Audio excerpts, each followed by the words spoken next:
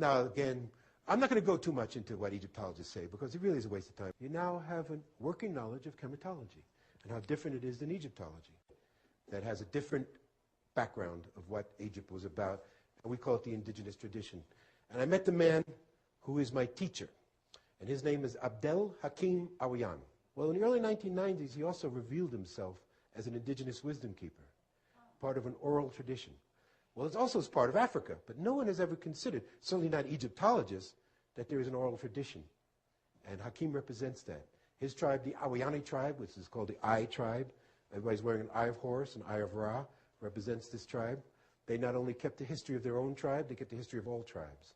So what we present to you is over 65,000 years of oral tradition. And stating that there was a previous civilization before what is known as dynastic Egypt, before what is known as Egypt to Egyptologists, that existed and was very highly advanced, built the pyramids, carved the Sphinx. Here we are to her, and her is the key operative word. You've heard many different stories of the Sphinx. It's Harem Haket, it's Horus in the horizon. It represents a king Khafre making an offering to the sun. Well, according to the indigenous tradition, it's she. Her name is Tefnut. She represents an aspect of the Great Mother, because to the Cometians, the sky was feminine. Female, represented that which created it, that which is uncreated, called Nut, N-U-T. When Nut wanted to manifest on the earth, on the planet, she spit on the earth. Tefnut means the spittle of Nut, and it was right here at Giza.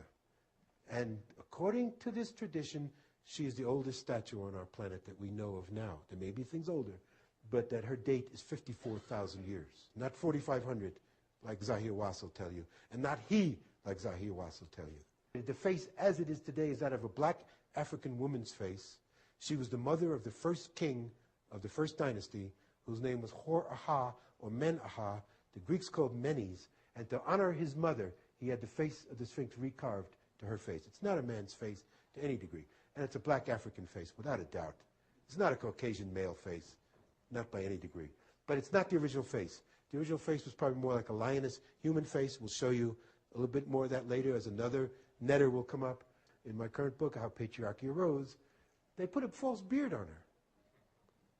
And it's not there anymore, is it? She spit it out. She said, "What the hell are you trying to do to me?" And you can obviously see it wasn't part of the original structure, and not there today. This, he says, is a textbook example of water erosion. Not wind and sand, as Zahir Was and Mark Lehner will tell you. Could not have been done in the last 4,500 years. It hasn't rained significantly in this area of the world. Like I said, it rained one day. That's probably all it's going to rain all year. 4 inches of rain a year at Giza. Hasn't rained significantly in 8,000 to 10,000 years here. So it has to be the Sphinx is older than that. And it's very important when you're dealing with chematology as opposed to Egyptology. And what Schock has meticulously documented for us, it is the harder layers of this limestone that are more eroded, meaning only rainfall beating down at an angle for thousands of years could have caused this type of erosion. She has to be older than 10,000 years. And Schock is not alone. When he gave a presentation at the American Society of Geologists in San Diego in 1995, I think it was, he had 250 geologists lined up after his presentation to verify, to stand with him, not caring what Egyptologists said, to document that he's absolutely right about this erosion.